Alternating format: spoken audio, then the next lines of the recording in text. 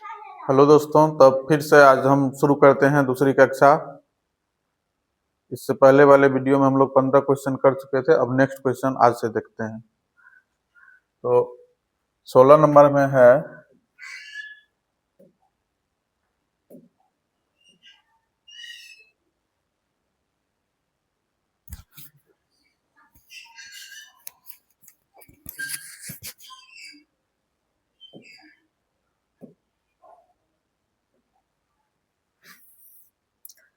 P बटे 2 पे power n गुना 5 पे पावर m के रूप में 0.105 को लिखा जा सकता है।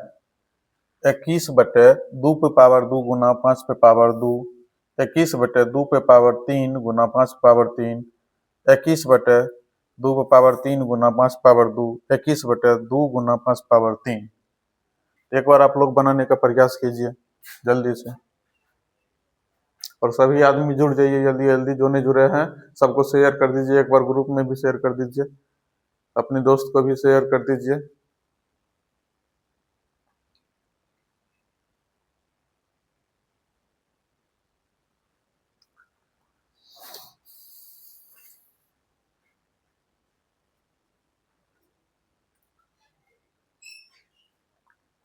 चलिए तो देखते हैं इसका। हम लोग पहले क्या करते हैं,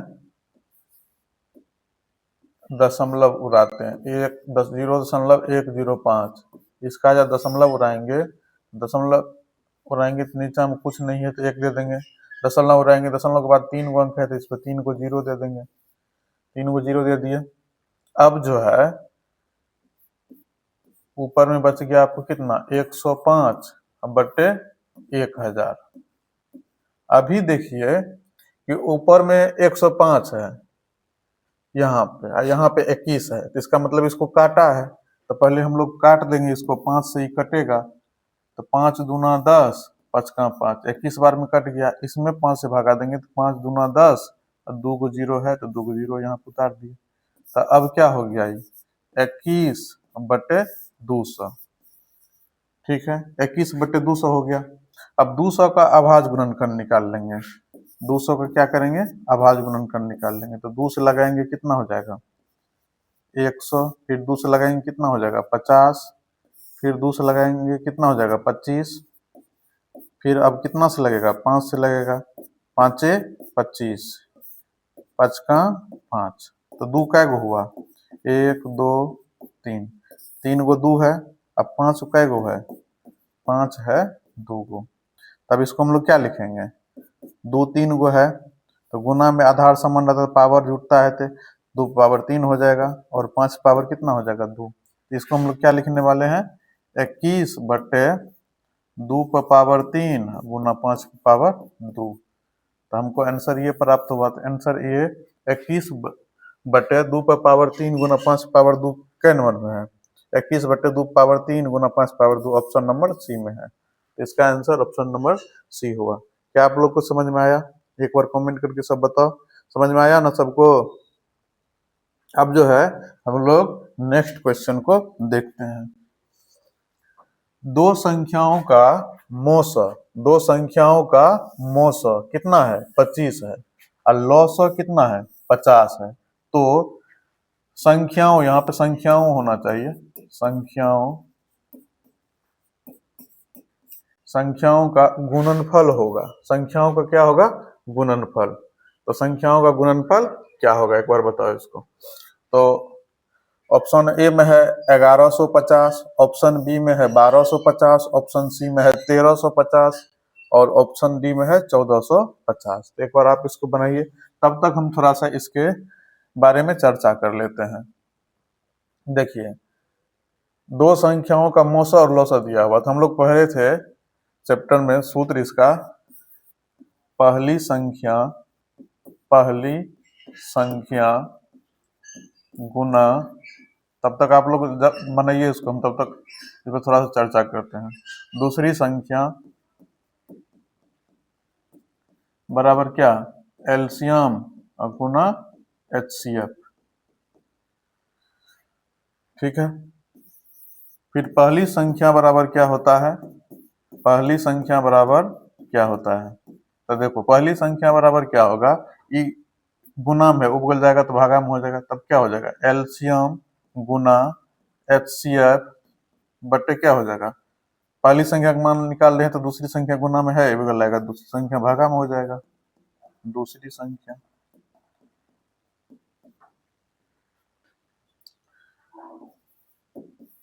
तीन नंबर में जो है, अब पहली संख्या की निकाले, अब दूसरी संख्या का भी निकाल सकते हैं यहाँ से, तो दूसरी संख्या बराबर क्या हो जाएगा, दूसरी संख्या बराबर क्या हो जाएगा एलसीएम गुना एचसीएफ अब बटे पहली संख्या, दूसरी संख्या की निकाल रहे हैं तो ई गुना में है भी लाएगा तो भागा में, पहली संख्या, पहली संख्या। यहां से यदि हम एलसीएम का निकालेंगे, एलसीएम का, तो एलसीएम गुना में एलसीएम का निकालेंगे तो एचसीएफ गुना में भी आएगा तो भागा में, तो एलसीएम बराबर क्या हो जाएगा बताओ, पहली संख्या गुना दूसरी संख्या बटे एचसीएफ हो जाएगा। इसी तरह से यदि हम एचसीएफ बराबर निकाले तब क्या होगा, तो क्या हो जाएगा पहली संख्या गुना दूसरी संख्या बटे एलसीएम। अब देखो तो हमको क्या निकालना है, संख्याओं का गुणनफल, संख्याओं का गुणनफल। तो देखो संख्याओं का गुणनफल बराबर क्या हो जाएगा, यही पहली संख्या गुना दूसरी संख्या को हम लोग संख्याओं का गुणनफल कहेंगे, इसीलिए हम इसको क्या कहेंगे संख्याओं का गुणनफल, संख्याओं का गुणनफल। संख्याओं का गुणनफल क्या होगा, संख्याओं का गुणनफल क्या होगा एलसीएम गुना एचसीएफ, क्या होता है एलसीएम गुना एचसीएफ। तो अब देखो यहां पे देखो एलसीएम, तो एलसीएम का मान कितना है 50, एचसीएफ का मान कितना है 25, इसको अब गुना कर देंगे, तो 25 को जब 5 से गुना करेंगे 25 पंचे 125, एगो जीरो है तो एगो जीरो दिया, तो कितना हो गया 1250। 1250 ऑप्शन नंबर कितना में है, बी नंबर में है, ठीक है 1250 ऑप्शन नंबर बी में है। थोड़ा सा जो है हम इस पे कुछ सवाल ऐसा पूछा जाता है, जैसे मान लो कि पूछ देता है कभी काल क्या, दो लगातार विषम संख्या का एचसीएफ क्या होगा, विषम संख्या का एचसीएफ, दो लगातार विषम संख्या का एचसीएफ कितना होता है 1 होता है। यदि आप लोग को पूछ दे दो लगातार सम संख्या का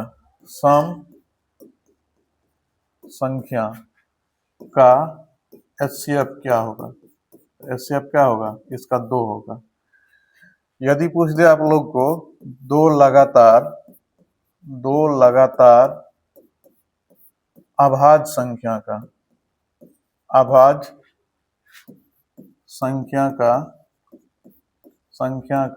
एचसीएफ क्या होगा, दो लगातार अभाज्य संख्या का भी एचसीएफ क्या होगा 1 होगा, ठीक है।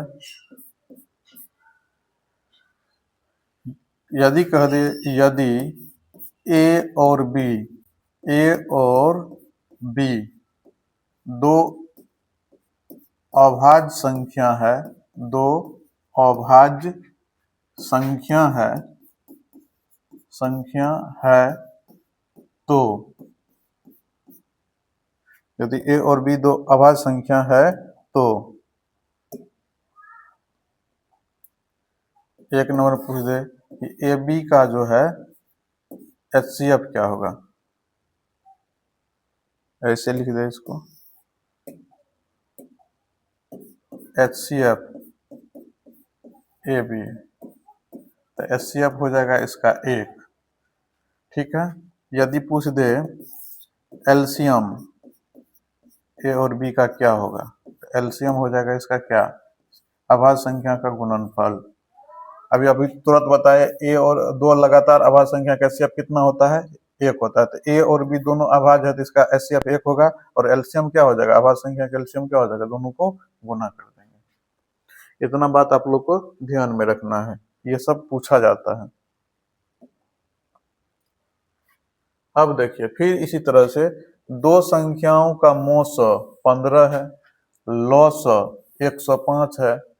मौसा मतलब क्या हुआ, एचसीएफ, एचसीएफ 15 और लॉसा मतलब एलसीएम, लोवेस्ट कॉमन फैक्टर कितना है, 105। यदि उनमें से एक संख्या कितना है, 5, तो दूसरी संख्या क्या होगा। तो आप लोग को ये सूत्र बताए थे, पहली संख्या एक बार तब तक आप लोग बना करके भी इसको देखिए। ऑप्शन ए में 75 है, बी में 15 है, सी में 315 है और डी में 525 है। तो पहली संख्या हम तब तक सूत्र लिखते हैं, पहली संख्या गुना दूसरी संख्या बराबर क्या होता है, एलसीएम गुना एचसीएफ। तो पहली संख्या इसमें दिया हुआ है, कितना दिया हुआ है, 5, तो 5 लिख दिए, गुना दूसरी संख्या नहीं दिया हुआ है तो दूसरी ये संख्या लिख देते हैं, दूसरी संख्या बराबर एलसीएम गुना एचसीएफ। तो देखो एलसीएम कितना लिखा हुआ है, 105, एचसीएफ कितना लिखा हुआ है, 15। ठीक है, तो अब देखो बराबर है तो यहाँ से गुना चिन्ह कट जाएगा, 5 का 5, 5 दिया 15। इसीलिए दूसरी संख्या बराबर क्या हो जाएगा, 105 और गुना 3, 5 दिया 15, 10 दिया 30, ऐसे।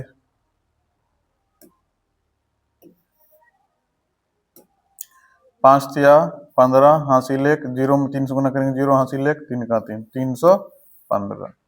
तो ऑप्शन आंसर क्या हो जाएगा, 315।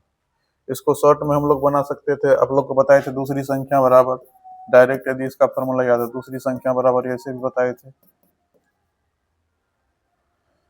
दूसरी संख्या बराबर क्या बताए थे, एलसीएम गुना एचसीएफ बटे पहली संख्या। तो एलसीएम का मान कितना है, 105, एचसीएफ का मान कितना है, 15 और पहली संख्या का मान कितना है, 5, 5 से काट देंगे, 5 से 15, 3 से गुना कर देंगे तो हो जाएगा 315। ऐसे करके भी आप लोग बना सकते थे। क्लियर हुआ सबको। चलिए अब नेक्स्ट क्वेश्चन देखते हैं। यदि Q एक धनात्मक पूर्णांक है तो निम्नलिखित में से कौन धनात्मक सम पूर्णांक है, कौन धनात्मक सम पूर्णांक है। ऑप्शन ए में है 2Q + 1, ऑप्शन बी में है 2Q, ऑप्शन सी में है 2Q + 3, ऑप्शन डी में है 2Q + 5। तो देखिए पूर्णांक जो होता है, पूर्णांक पूर्ण संख्या से बनता है। पूर्ण संख्या में जब ऋण संख्या माइनस वाला को शामिल कर देते तो पूर्णांक बन जाता है। ठीक है, तो यहाँ पे धनात्मक पूर्णांक का बात कर रहा है, किसका बात कर रहा है, धनात्मक पूर्णांक का। तो धनात्मक पूर्णांक में जैसे मान लो कि 1 हो गया, 2 हो गया, 3 हो गया, 4 हो गया, 5 हो गया, 6 हो गया, इस प्रकार से। तो ये देखो ये क्या है, विषम है, एक विषम हो गया, 2 क्या हो गया, सम हो गया, फिर इसी तरह से ये क्रम वाइज चलता रहेगा। तो हम क्या करते हैं, Q एक धनात्मक पूर्णांक है, कोई धनात्मक पूर्णांक होगा, धनात्मक पूर्णांक में या तो 1 हो जाएगा, 2 हो जाएगा, 3 हो जाएगा, 4 हो जाएगा, तो कुछ भी मान लेंगे। तो हम पहले सब ऑप्शन को चेक कर लेते हैं। 2 और Q का मान कितना है, मान लो पहला 1 मान लिया धनात्मक पूर्णांक, +1 कर दिए, तो 2 का 2 और +1, 2 1 कितना हो गया, 3। यदि इसका मान हम कोई भी धनात्मक पूर्णांक बैठाते हैं तो कितना आ जाता है, 3 आ गया। तो 3 को कौन संख्या कहेंगे हम लोग, विषम संख्या कहेंगे, विषम संख्या हो गया। इसको यदि हम चेक करते हैं तो 2 धनात्मक पूर्णांक कोई मान लो Q मान लिया, Q का मान 1 मान लिया, अभी Q का मान कितना मान रहे हैं, 1, 1 2 3, यहाँ से कोई भी आप मान करके इस पे चेक कर सकते हैं। तो 2 का 2 हो गया, तो 2 हो गया, तो बताओ 2 कौन संख्या है, सम संख्या है। तो हमको क्या खोजना था, सम पूर्णांक खोजना था, तो सम पूर्णांक मिल गया। यदि इस सब का भी हम लोग देखेंगे डिस्कशन करके, मान लो 2, तो सूत्र में 2 तो है ही लिखा हुआ, क्यू का मान हम लोग अभी क्या मान रहे हैं, 1 मान लिए +3, तो 2 प्लस 3, 2 3 कितना हो गया 5, 5 को हम लोग क्या कहेंगे, विषम संख्या, ये विषम हो गया। इसको भी हम लोग देखेंगे, तो 2 और क्यू का मान मान लो 1 मान लिए +5, तो 2 और +5, 2 और 5 कितना हो गया 7, तो 7 भी क्या हो गया विषम। हमको क्या खोजना था, सम, हमको क्या खोजना था, सम, क्या खोजना था, सम खोजना था। सम ऑप्शन नंबर किस में हो गया, बी में। तो इसको हम लोग डायरेक्ट भी बना सकते थे, ये तो हम समझने के लिए बोले थे। डायरेक्ट में क्या होगा, तो हम लोग यहाँ पे चेक कर लेंगे, जो विषम लास्ट में विषम संख्या रहेगा तो उसका मान क्या आएगा, विषम ही आएगा। लास्ट में क्या रहेगा, विषम। यहाँ पे कुछ नहीं है तो हम लोग 0, 0 एक क्या है, 0 एक सम संख्या है। जब सम जोड़ा रहेगा तो सम हो जाएगा लास्ट में, जब विषम जोड़ा रहेगा तो क्या हो जाएगा, विषम हो जाएगा। यहाँ पर भी विषम था तो ये विषम हो जाएगा। इस प्रकार से क्लियर हुआ, एक बार बताओ सब समझ में आ रहा है ना। अब देखो यहाँ पे है √10 गुना √15 है, एक परिमेय संख्या है, एक अपरिमेय संख्या है, एक पूर्णांक संख्या है, एक प्राकृत संख्या है। बताइए आप लोग इसका आंसर क्या होगा, एक बार बताइए आप लोग।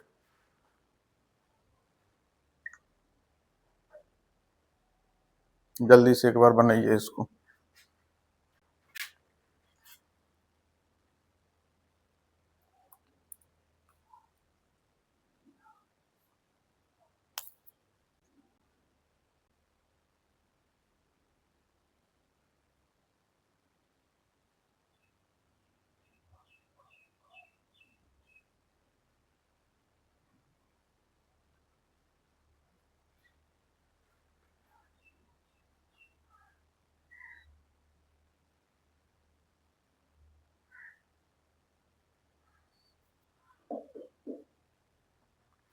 देखो √10 गुना √15, इसको गुना कर लेंगे, रूट में संख्या गुना हो जाता है, तो √10 गुना रूट क्या हो जाएगा 15, इसको क्या 15 3 150, 150 हो गया। यदि इसका हम लोग वर्गमूल निकालते हैं 150 का अभाज्य गुणनखंड से, 2 से लगेगा, 2 से तो 14, 2 5 10, 75 हो जाएगा। फिर 3 से लगेगा कितना हो जाएगा 25 हो जाएगा। फिर 5 से लगेगा, 5 25, फिर 5 का 5, तो 2 गुना 3 गुना 5 गुना 5, वर्गमूल में कै को जोड़ा लगता है 2 का, 2 को 5 कै को 5 हो जाएगा। इसका जोड़ा नहीं लगा, इसको हम लोग रूटिया में लिख देंगे, 2 तिया 6, तो 5√6। देखो 5 है पूर्ण, 5 है परिमेय संख्या, 5 क्या है परिमेय, और √6 क्या है अपरिमेय। तो इन दोनों को जब हम गुना करेंगे तो टोटल को क्या कर देगा, अपरिमेय, अपरिमेय संख्या। तो इसका आंसर क्या हो जाएगा, अपरिमेय संख्या। इसका आंसर क्या हो जाएगा, अपरिमेय संख्या हो जाएगा।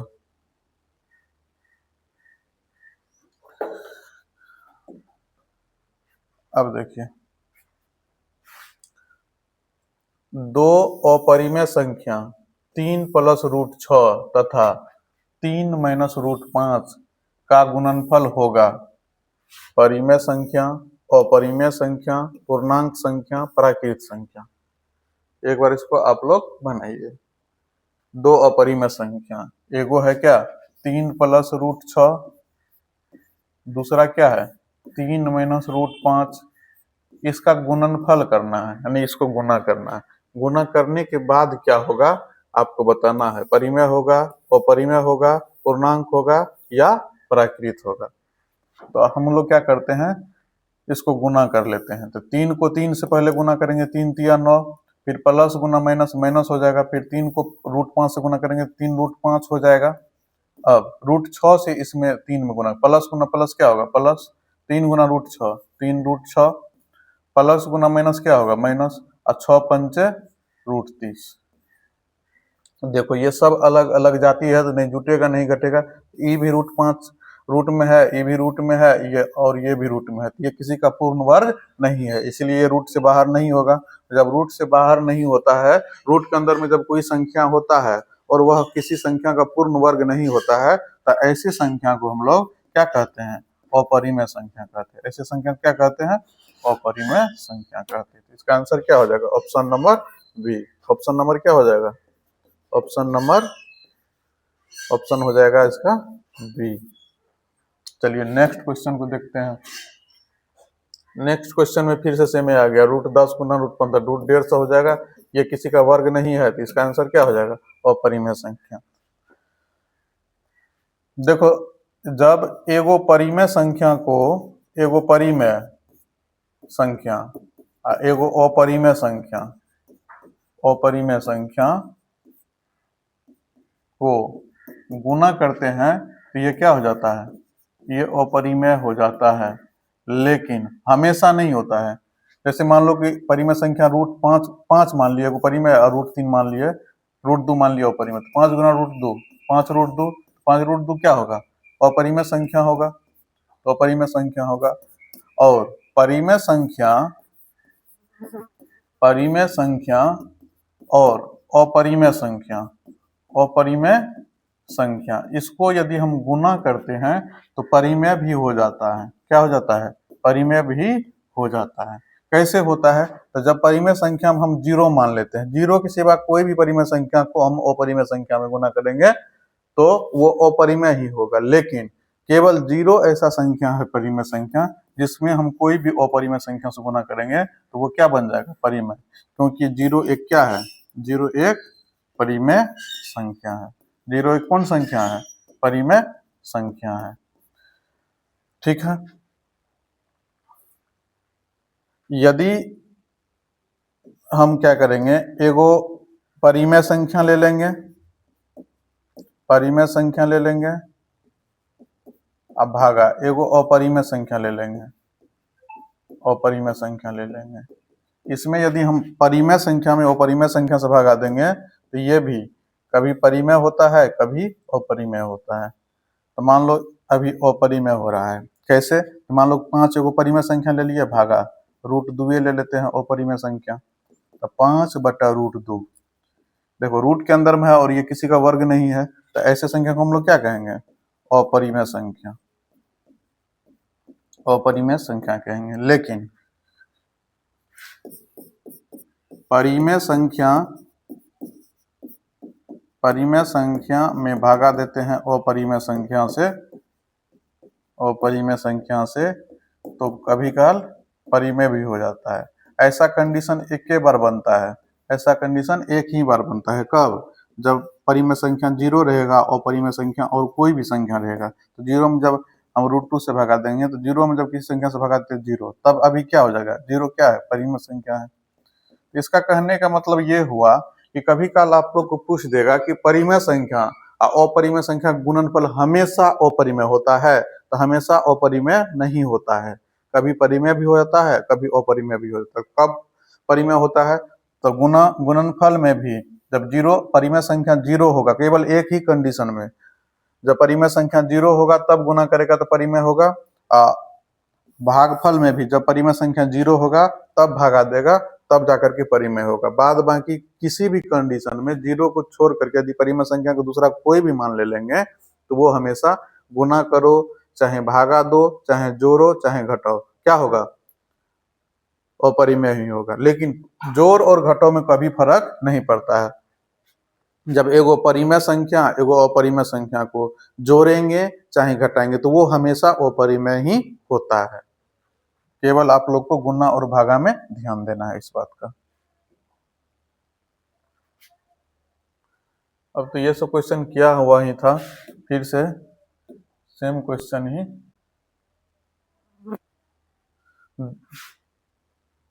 दो लगातार विषम संख्याओं का औसत, विषम संख्याओं का औसत हम क्या बोले थे? एक ही होता है। ये सब क्वेश्चन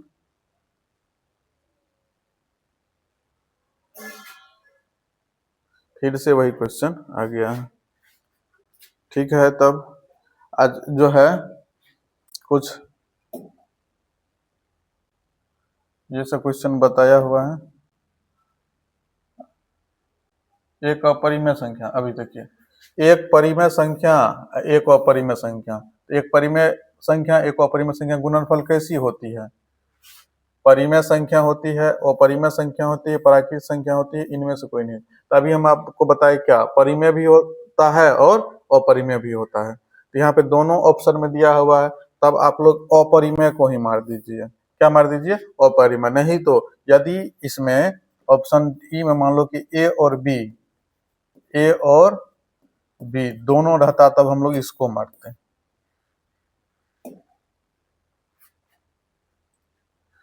ये देखो, ये कह रहा है क्या है, 6 plus root under 125 minus 3 into 6 plus root 125 minus into 3 plus root 5 plus 1 minus 4 root 5। तो अब देखो 6 plus root 125 minus 3 plus root 5 plus 1 minus 4 root 5। ये क्या है? परिमेय संख्या है, अपरिमेय संख्या है, वास्तविक नहीं है, इनमें से कोई नहीं है। क्या होगा ऑप्शन? तो देखो 6 प्लस 125 को हम लोग क्या लिख सकते हैं? 5 गुना 5 गुना 5, 5 25 पंचे 125 माइनस से इसमें गुना करेगा तो प्लस गुना माइनस क्या हो जाएगा? माइनस। जहाँ पे प्लस रहेगा वहां पे क्या लग जाएगा? माइनस। यहाँ माइनस से गुना करने प्लस गुना माइनस माइनस हो जाएगा रूट 5। यहाँ प्लस से गुना करने से चिन्ह में कोई फर्क नहीं पड़ता है, तो जैसा है वैसा ही उतार दिए। ठीक है। अब देखो 6 और प्लस रूट का मतलब होता है क्या? दो गो को जोड़ा, दो गो 5 का एगो 5 हो जाएगा, इसका जोड़ा नहीं लगा, एगो 5 का तो एगो 5 रूट में रह जाएगा, माइनस 3 माइनस रूट 5 प्लस 1 और माइनस 4 रूट 5। अब देखो तो ये अंक वाला एक साथ हो जाएगा क्रिया, 6 में से 3 जाएगा 3, 3 में 1 जोड़ देंगे तो कितना हो जाएगा? 4। अब यहाँ पे क्या है? 5 गो रूट 5, अब 5 गो रूट 5 में से 5 गो रूट 5 में से एगो रूट 5 घट जाएगा तो क्या गो रूट 5 बचेगा? 4 गो रूट 5। अब माइनस यहाँ पर भी है 4 गो रूट 5, ये प्लस में ये माइनस में कट जाएगा, तब क्या हो जाएगा? 4। 4 कैसी संख्या है? परिमेय संख्या है। 4 कैसी संख्या है? परिमेय संख्या है। 4 परिमेय भी है, 4 सम भी है। तो यहाँ पे परिमेय भी दिया है और परिमेय दिया है, वास्तविक नहीं मतलब काल्पनिक। तो काल्पनिक तो नहीं है, इसका मतलब ऑप्शन नंबर क्या हो जाएगा? ए हो जाएगा।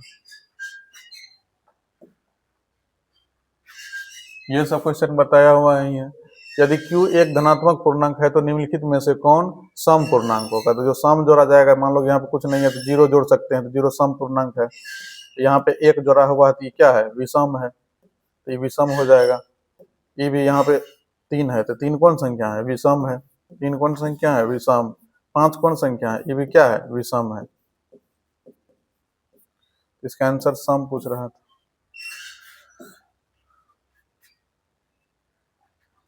ये भी आप लोग को हो जाएगा। यदि भाग एल्गोरिथम में a बराबर बी क्यू प्लस आर है तो ये यूक्लिड विभाजन का प्रमेय क्या होता है? यूक्लिड विभाजन का प्रमेय क्या होता है? भाज्य बराबर भाजक गुना भागफल प्लस शेषफल। सेम क्वेश्चन तो नहीं आ रहा है। तो जैसे देखो हम यहाँ पे मान लो कि a में किसी संख्या b से भाग दे रहे हैं, तो भागफल मान लो q हो गया, शेषफल मान लो r हो गया, तो इसको हम लोग क्या कहेंगे? इसको क्या कहेंगे? भाजक। इसको क्या कहेंगे? भागफल। इसको क्या कहेंगे? शेषफल। इसी के आधार पे हम लोग a को भाज्य कहेंगे, b को भाजक, q को भागफल और r को शेषफल। लेकिन ध्यान इस बात का रखना है कि 0 से बड़ा या बराबर r होना चाहिए और छोटा होना चाहिए किससे? b से। यह भी ऑब्जेक्टिव में पूछ देता है। तो अब हमको क्या निकालना था? a बराबर बी क्यू प्लस आर। तो a का मान a निकालना है, तो a बराबर क्या हो? B Q plus R. b का मान कितना है? 43। Q का मान कितना है 31, R का मान कितना है 32, ये दोनों को गुना कर लेंगे। 43 को 31 से गुना कर लेंगे तो 3 एका 3, 4 एका 4, फिर 3 तिया 9, 4 तिया 12, 3 9 4 13, 2 1 3 1। R का मान कितना था 32, 32 में हम लोग क्या करें गुना किया कितना हो गया 1333 प्लस 32, इसको जोड़ देंगे 3 2 5, 3 3 6, 3 1 1365, 1365 ऑप्शन नंबर ए में है।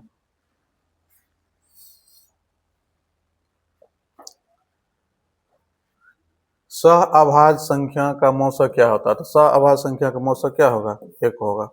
सहअभाज्य संख्या का मौसक क्या होता है 1 होता है। यदि दो संख्याओं का गुणनफल कितना है 2166 एवं उनका मौसक कितना है 19, तो उनका क्या निकालना है लॉसक।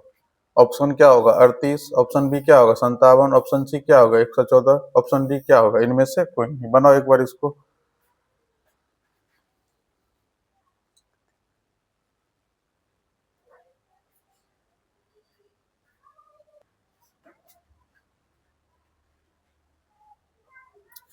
एक बार बनाओ इसको तुम लोग, तब तक हम बताते कि एलसीएम का सूत्र क्या लिखाए थे। एलसीएम बराबर क्या होता है संख्याओं का गुणनफल या पहली संख्या गुना दूसरी संख्या। ऐसे भी हम लोग लिख सकते हैं संख्याओं का गुणनफल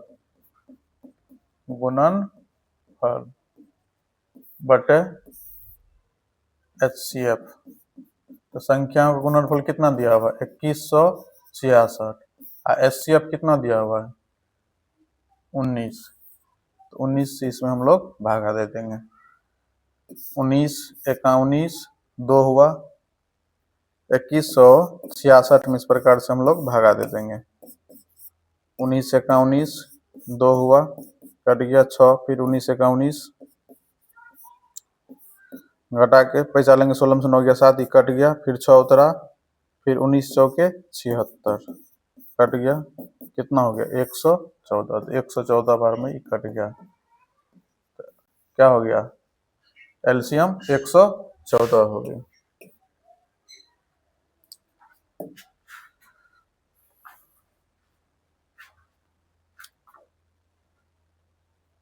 यदि a बराबर 2 पे पावर 3 गुना 3 गुना 5 और b बराबर 2 पावर 4 गुना 5 गुना 7 तथा लॉस ए बी होगा, ए बी का लॉस क्या होगा 40 होगा, 560 होगा, 1120 होगा, 1680 होगा। तो देखो ए का मान कितना लिखा हुआ है 2 पे पावर 3 गुना 3 गुना 5 और बी का मान कितना दिया हुआ है 2 पे पावर 4 गुना 5 गुना 7। तो एलसीएम निकालना है ए बी का। तो ए का मान में देखो 2, तो 2 की पे यहाँ पे कितना पावर है 3, यहाँ पे कितना पावर है 4। तो एलसीएम में जो हम लोग को लिखना है सबसे ज्यादा पावर वाला लिखना है। तो आभाज्य संख्या पे जो सबसे ज्यादा पावर होगा उसको लिखना है। तो यहाँ पे 3 है, यहाँ पे 4 है, तो हम लोग क्या लिख लेंगे ज्यादा पावर वाला 2 पावर 4। उसके बाद देखो इसमें 3 है, इसमें 3 नहीं है तो 3 को लिख देना है। और क्या कहते हैं उसके बाद 5 है, तो इसमें भी देखते हैं 5 है, इसमें 5 3 नहीं था तो 3 को ऐसे भी लिख दिया, इसमें 5 है, इसमें भी 5 है, तो 5 पे पावर कितना है 1 है, इसमें भी 1 है, इसमें तो बराबर है लिख दिया। उसके बाद 7 है, 7 लिख दिया।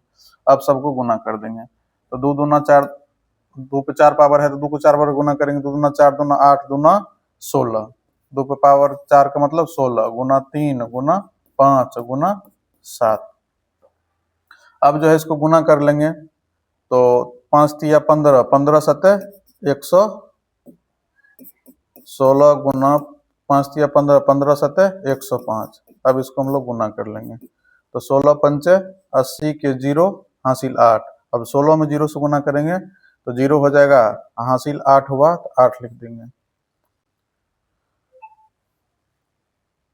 16 पंचे 80, 0 हासिल 8, 0 में गुना किया हासिल 8 जोड़ दिए, 16 का 16, 1680 ऑप्शन नंबर डी में। यदि इसी संख्या का हमको HCF कहता तो HCF कहता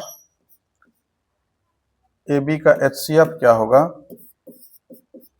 तब क्या करते हैं हम लोग यहाँ पे जैसे देखिए 2 है, यहाँ पर भी 3, यहाँ पे भी, यहाँ पे है, यहाँ पे नहीं है, 5 है, यहाँ पे है, यहाँ पे, और 7 है, इसमें नहीं है। तो इसमें एचसीएफ में क्या होता है, कॉमन जो क्या कहते हैं, मैक्सिमम कॉमन मिलता है। तो मैक्सिमम कॉमन यानी जो दोनों में रहेगा उसको लिखना है। तो यहाँ पे 2 पे पावर 3 है, यहाँ पे 2 पावर 4 है, तो दोनों में क्या मिला, 2 पे पावर 3, यहाँ पे 3 गो है, यहाँ पे 4 गो है, तो दोनों में 3 गो ने 2 मिला। जैसे इसको हम लोग विस्तार से लिखेंगे, 2 × 3 गो 2 है, और 3 एगो है, और 5 एगो है। इसको हम लोग लिखेंगे तो 2 4 गो है, 2 को 4 बार लिख सकते हैं।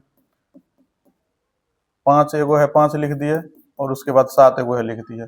तो एचसीएफ मतलब जो दोनों में मिल जाएगा, तो ई 2 भी मिल गया, ई 2 भी मिल गया, ई 2 भी मिल गया। ई 2 नहीं मिला तो इसको नहीं लिखेंगे। तो 2 कै गो मिला, 3 गो, तो 3 गो 2 लिख दिए।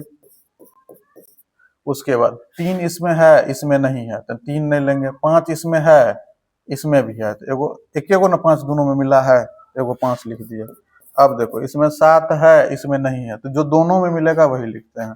फिर इसको गुना कर देंगे, 2 दूना 4 दूना 8, 8 पंचे 40। यदि एचसीएफ पूछता तो इसका आंसर 40 होता है, एलसीएम पूछता तो 1680 होता है। अब ना ठीक है, तब आज का क्लास यहीं तक रहा। थैंक यू, अब फिर कल मिलेंगे।